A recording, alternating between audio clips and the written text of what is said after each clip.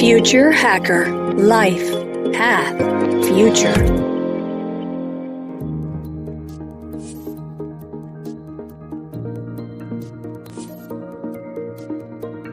Hello everybody, and welcome to Future Hacker.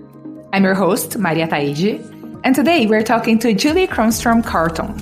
Julie has a great story to share. She founded, with her brother Christian, a Copenhagen-based startup called Mate.bike. They wanted to engage today's challenges of dense traffic congestion, climate change, and health issues generated by creating unique, fun, and affordable electric bikes. And they were able to scale it through crowdfunding. So it's a really, really nice story here. Hi, Julie. Thank you so much for your time. It's so great to have you with us today. How are you doing? Thank you. Likewise, thank you for inviting me in to talk at your Future Hacker podcast. So it's always nice to chat with, new people, new audiences, and to exchange point of view. So I'm really excited. So Julie, let's talk about your story first. You used to be a futurist before founding your current company. You actually worked with the Copenhagen Institute for Future Studies with your brother Peter, which he was actually interviewed by us a while ago. What did you most liked about future studies? And which do you think are the main challenges for this sector? Well, that's an interesting question. I was actually working at the Copenhagen Future Studies for more than 10 years.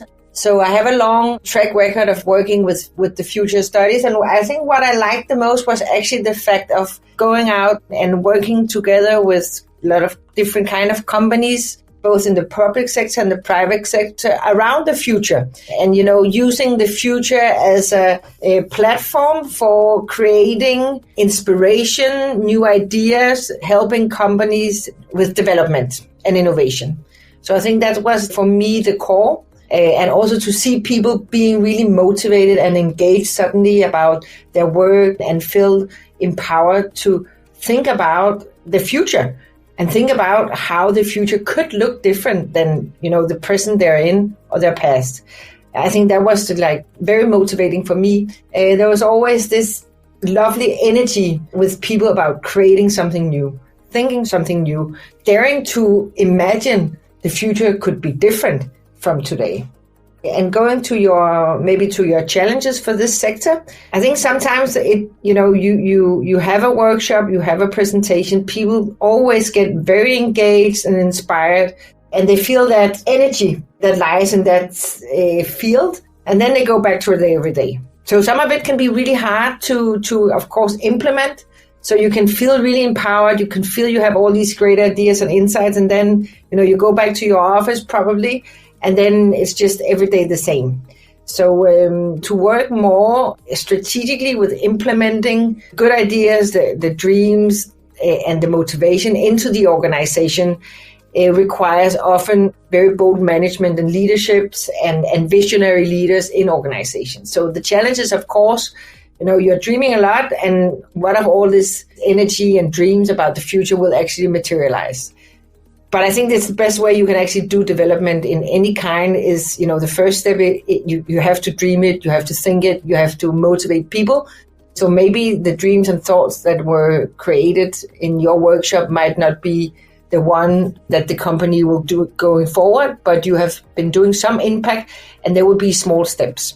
What you said makes a lot of sense. The biggest challenge is actually just making this shift from what people learned and the ideals and all the aspirations and inspirations into action, really. And for sure, this is a challenge everywhere, right?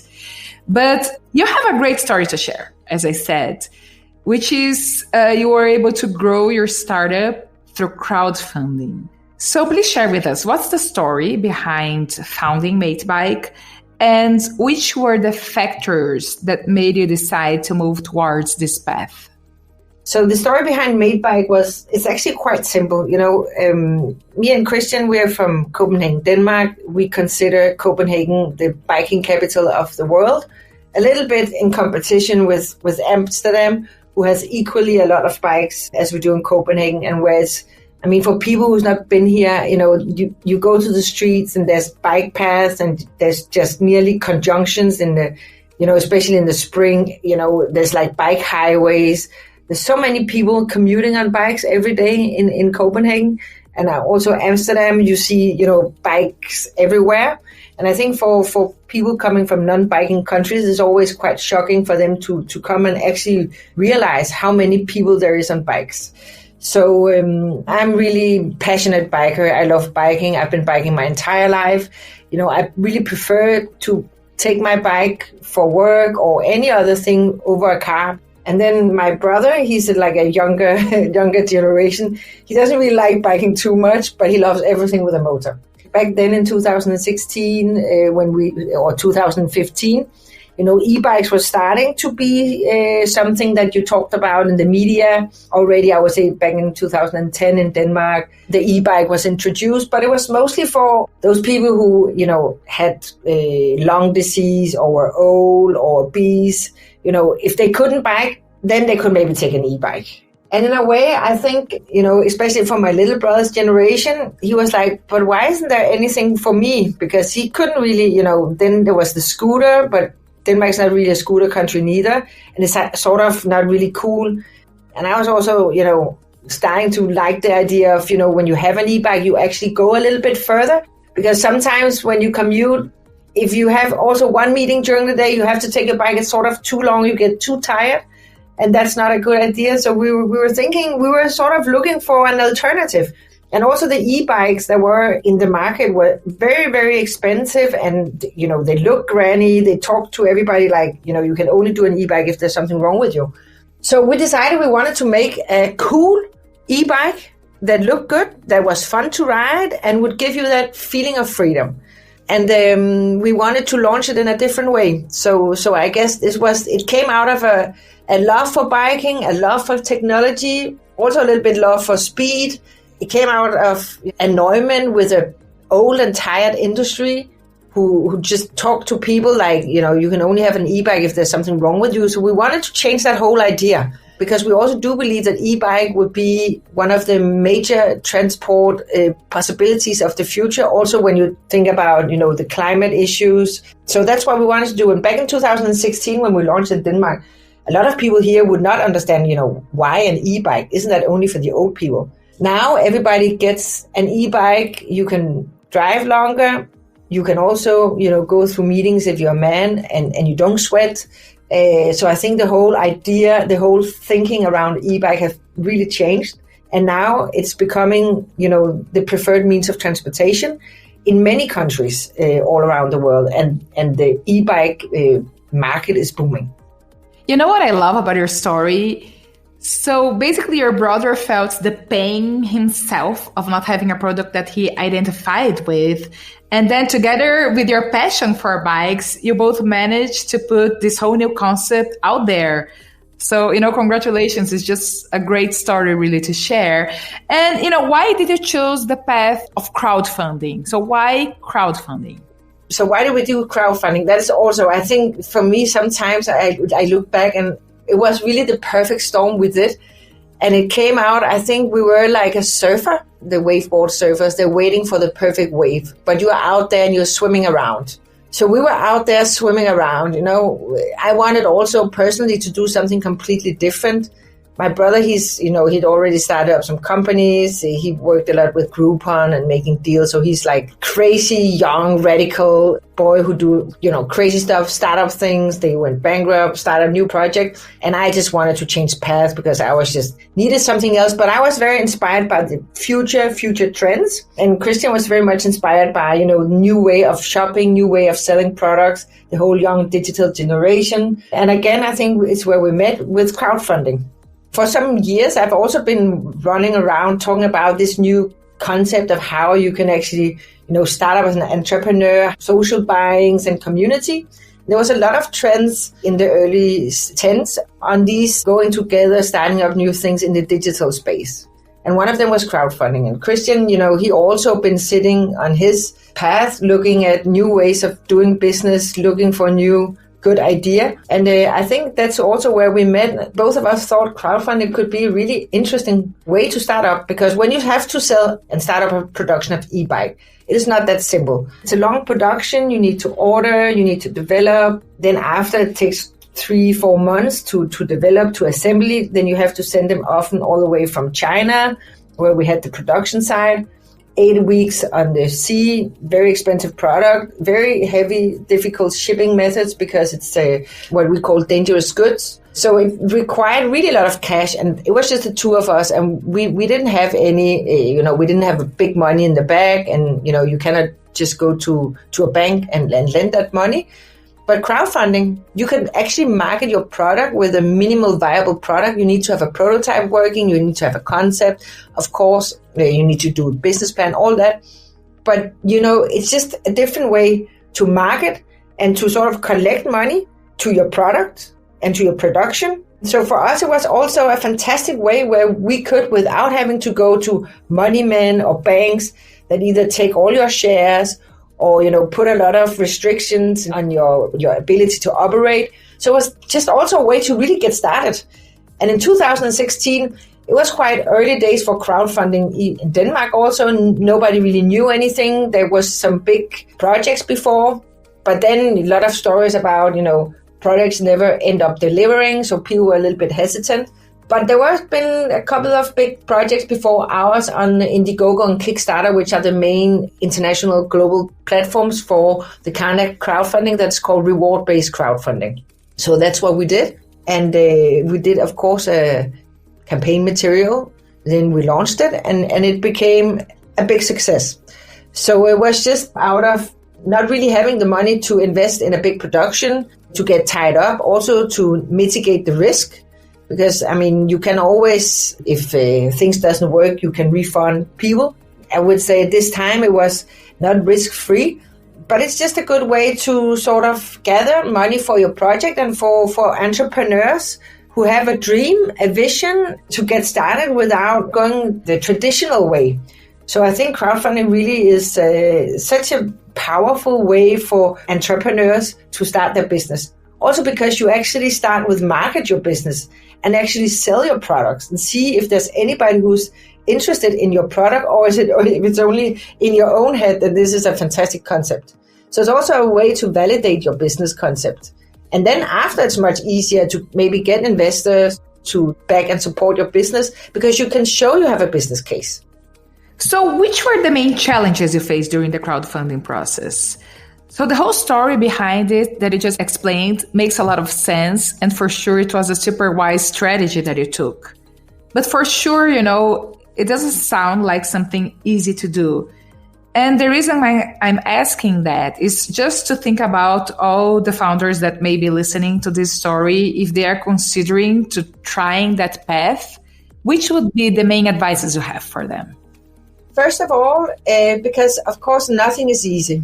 So you sort of need to take it very seriously, because if you want to invest yourself doing a crowdfunding campaign, you need to be very serious about it, of course. So you got to take it very seriously of what you want to do and how you think you will sell your product and how you want to market it. And there's been many challenges for us also, because you get really excited, of course, about the whole creating the campaign, doing it, launching it, running it, and then, you gotta be equally excited in the aftermath of, actually setting up the production of the product you want to launch, if it's a product. And, then there will be delays and all that. And there's a lot of challenges on that path as well, but it's doable. Personally, I say I never regretted one time that we chose the crowdfunding path.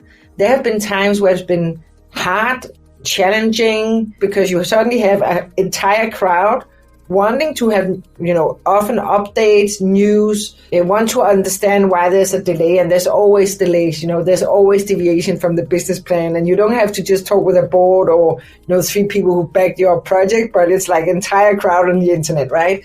So there's some challenging part, but on the other hand, it also drives you and gives you motivations. But to be able to succeed, you also got to make really good, high quality material. So I think first of all, what we did was actually to sit and look at the best performing campaigns, simply to see and analyze what did they actually do? What were the trigger points that we thought made their success? And then, of course, we read there's plenty of how to do crowdfunding on the internet. We followed some of it, and then there were some of the advices we thought were bollocks, or we had our own idea of what we thought would work. So we took that. And we actually also did with Indiegogo write a short blog article, I think it's still out there, where we give our 6 concrete advices to how you can actually make a successful crowdfunding campaign. So some of it is actually, first of all, to make a good business strategy on, how you will sell your product. So we also said, as you cut the middleman, and you don't have all those expenses of, having a distributor and all that, you can give a great discount for the people who support you in the start by pre-ordering your product compared to the average market price. So it's always good to give a good discount, both because they do support your dream, and what is most important often is to get as much volume as possible.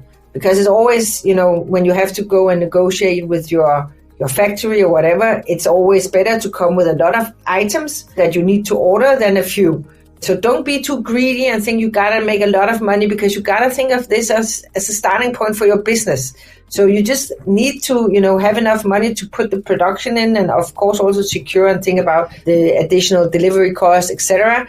But don't be greedy with the margins. I would definitely say keep the lowest margin possible to be able to give the best price possible, to be able to have as many supporters as possible, and to have as many ambassadors and engaged people to your business as possible. And I think people who are investing in products and crowdfunding are quite engaged in the consumer journey in general. So they will often be quite passionate about your product. They find it funny to invest in crowdfunding and be part of that story that is behind a crowdfunding project, where you also update on what's going on in production. They often speak with the other people who's been buying your product. They feel quite niche. They found a niche product. So there's a level of engagement you don't see in regular shopping on the internet. They end up becoming true ambassadors of your brand, right? If they like your product and you give a nice journey for them, for sure, they are often quite passionate about it.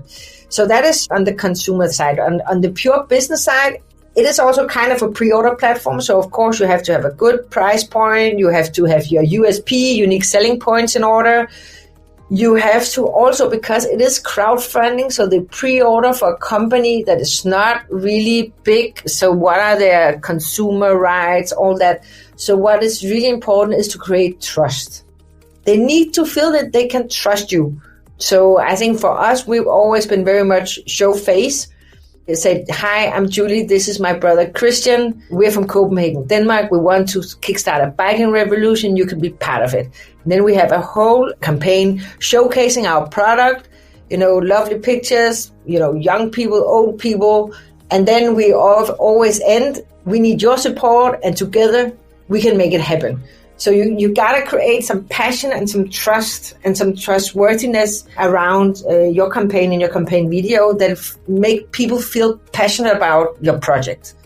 And then, of course, you need to have a good story, need to have a good offer, not too many offers, because, you don't want to have people to, take too many choices.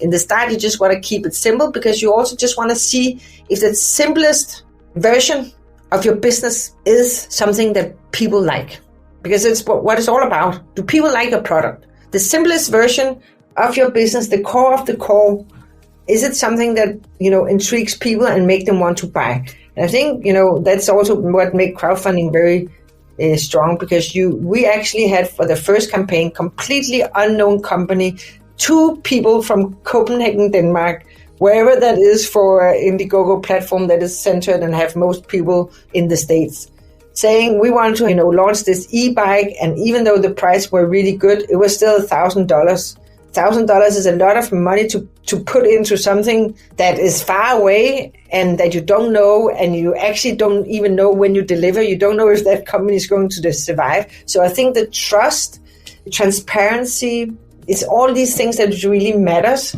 for people to be able to make that choice. And once they've made that choice, and for us, it's also been a way to go to investors after. Because to get that many people, we had during the first campaign in total, more than 6,000 backers in quite short time. To have that story, it is amazing for after venture capitalists or business angels or whatever, because it's quite rare that you can, that people just jump on it then they can see that you have actually something going for you that is interesting and there's a market for. So that is some of the points. So passion, unique selling points, a good strategy, and of course you also need to know the aftermath. So because you can easily run out of money after your campaign is finished and you have to start production, because there's always a lot of unexpected things happen. Then of course a simple structure, a good bargain. And then the last thing, so these are some of the mechanisms I think that you really have to trigger to make people, jump in and be part of it. And then the last thing for us, we've always been spending quite an amount of money on advertising. And I know it sounds a little bit counterintuitive of spending money on, ads on social media, especially Facebook. We've did a lot of ads, always been running ads. But, you can have the world's best project online, but nobody will see it. Probably, if you don't put money in ads, because this is just how all the platforms are being transformed. Facebook and all these things with the algorithm, they just put things where there's money behind. So advertising is very, very important, even though it can seem counterintuitive when you talk crowdfunding. Then why would you put money in Facebook and ads when it's, crowdfunding? Why don't you put money in your project? But I think you need to think about it. If you don't put money behind ads, you will most likely not get any money into your project neither, because that is just how today's world is. A lot of really important advices there. Thank you so much for that, Julie. So this is the end of our first episode with Julie, but please keep listening as we're continuing with a second one. Future Hacker. Life. Path. Future.